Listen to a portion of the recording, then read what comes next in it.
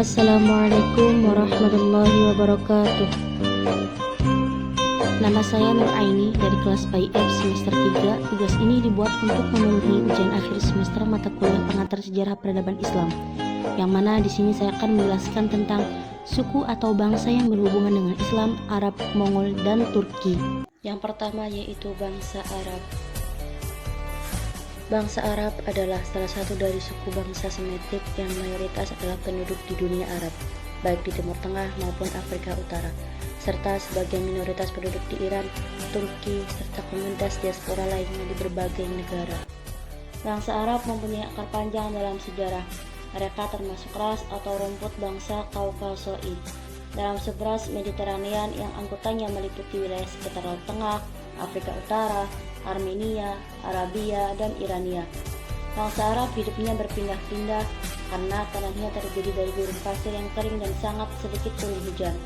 Perpindahan mereka dari satu tempat ke tempat yang lain mengikuti tumbuhan stepa atau padang rumput yang tumbuh secara sporadis di tanah Arab, di sekitar oasis atau genangan air setelah turun hujan. Padang rumput diperlukan oleh bangsa Badawi, Badawa, Badui untuk mengembala ternak mereka. Mereka mendiami wilayah Jazirah Arabia yang dahulu merupakan sambungan wilayah gurun membentang dari barat Sahara di Afrika hingga ke timur melintasi Asia, Iran Tengah, dan gurun Gobi di Cina. Wilayah ini sangat kering dan panas karena uap air laut di sekitarnya. Sekalipun begitu, wilayah ini kaya dengan penghasilan bahan minyak terbesar di dunia. Bangsa Arab diketahui telah memiliki peradaban jauh sebelum Islam muncul di sana.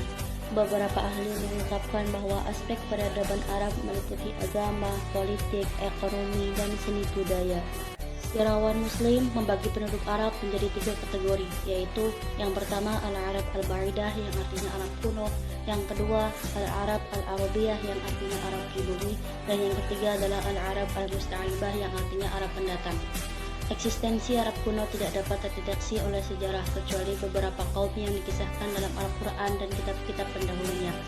Adapun Arab pribumi adalah 2 golongan besar, yaitu Qotaniyun dan Adnaniyun, yang berasal dari Yaman dan merupakan keturunan Nabi Ismail alaihissalam yang berdiam di Hijaz, Tahama, Nijat, Palmerah, dan sekitarnya. Dari segi tempat tinggal, mereka dibagi ke dalam 2 kelompok besar, yaitu Ahl al-Hadorah, penduduk kota, dan Ahl al-Badiyah, penduduk gurun pasir. Kedua kelompok ini banyak perbedaan dalam peranata sosial, tata cara, ekonomi, dan politik yang dipengaruhi kondisi geografi dan kondisi alam di mana mereka tinggal. Yang kedua yaitu bangsa Mongol.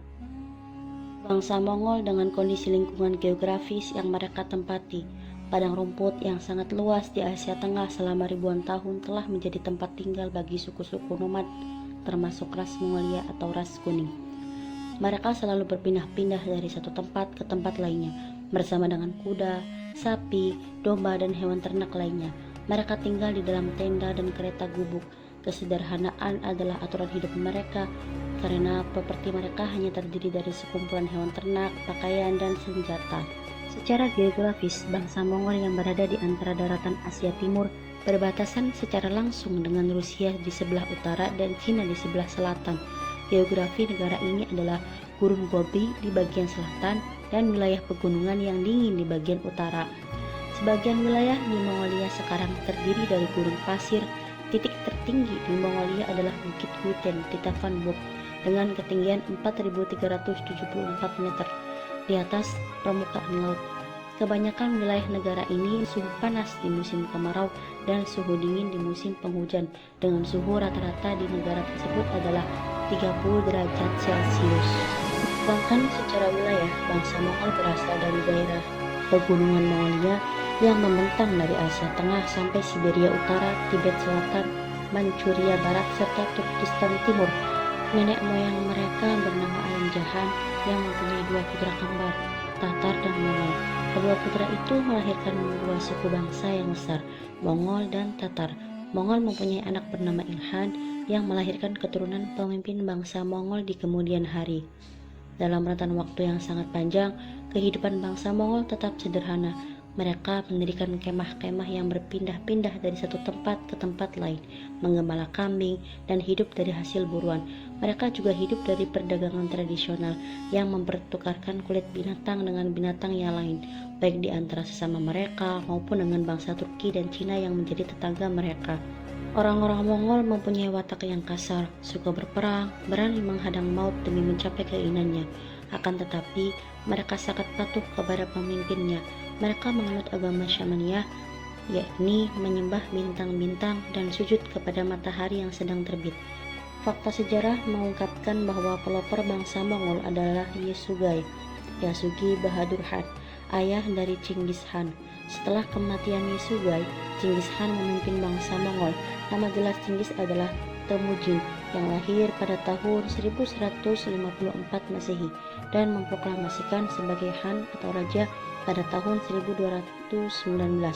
Bangsa Mongol menaklukkan Cina, seluruh bangsa Tartar. Kemajuan bangsa Mongol secara besar-besaran terjadi pada masa kepemimpinan Yesugei atau Yasugi Bahadur Han. Ia berhasil menyatukan 13 kelompok suku yang ada pada waktu itu. Setelah Yasugi meninggal, putranya Temujin atau Chinggis yang masih berusia 13 tahun tampil sebagai pemimpin. Dalam rentan waktu 30 tahun, ia berusaha memperkuat angkatan perangnya dengan menyatukan bangsa Mongol dengan suku bangsa lain, sehingga menjadi satu pasukan yang utuh, teratur, dan tangguh. Pada tahun 1206 Masehi, ia mendapat gelar Chinggis Khan, raja yang perkasa. Ia menetapkan suatu undang-undang yang disebutnya Al-Yasak atau Al-Yasah.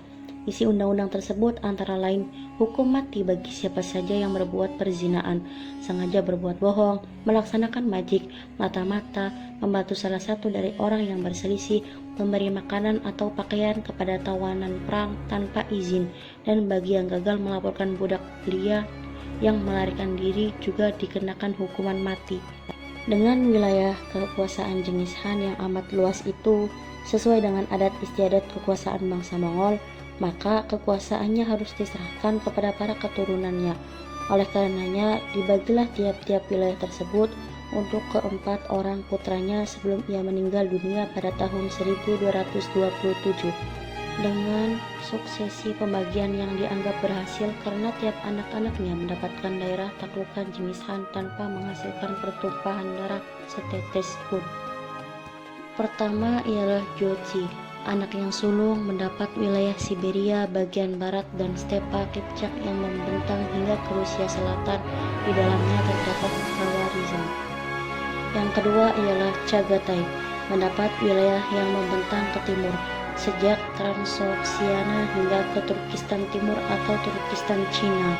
Yang ketiga ialah bernama Ogidei, adalah putra Chinggis Khan yang terpilih oleh Dewan Pemimpin Mongol untuk menggantikan ayahnya sebagai Han Agung yang mempunyai wilayah di Parmis dan Tian Shan. Dan yang terakhir yaitu yang keempat ialah Tolui, si bungsu mendapat bagian wilayah Mongolia sendiri. Dan yang terakhir yaitu bangsa Turki. Turki merupakan sebuah negara Timur Tengah yang wilayahnya terletak sebagian di benua Asia yang disebut dengan Anatolia atau Asia Kecil, dan sebagian wilayahnya lagi berada di benua Eropa yang disebut dengan Turkish Turch. Oleh karena itu, Turki sering disebut sebagai jembatan antara timur dan barat.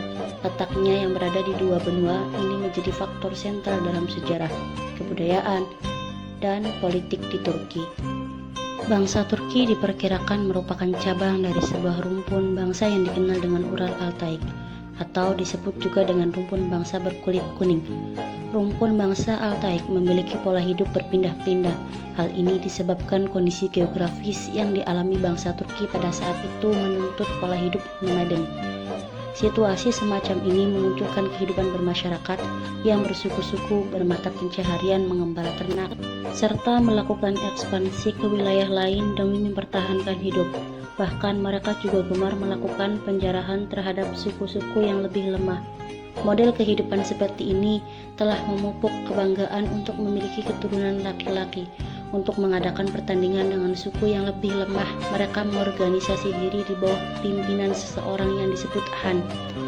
Disebutkan dalam sumber berita dari Cina bahwa informasi paling awal mengenai bangsa Turki sudah ada sejak 2356 sebelum Masehi, yang dikenal dengan nama Hyungnung. Orang-orang Cina menyebut Hyungnung sebagai tetangga sebelah barat laut mereka, sedangkan tetangga sebelah timur laut mereka disebut Tunghung atau Tungus. Sementara ras Asia yang ketiga, orang-orang Mongol, kemungkinan merupakan keturunan dari bangsa Turki atau Tungus, ataupun perpaduan antara keduanya. Sejak awal keberadaannya, bangsa Turki telah mampu menunjukkan perannya dalam kancah politik. Dalam catatan sejarah yang bersumber dari Cina, bangsa Hun, sebutan orang Cina untuk bangsa Turki, telah mampu membangun sebuah kerajaan besar bernama Attila pada abad ke-5 Masehi. Terima kasih. Wassalamualaikum warahmatullahi wabarakatuh.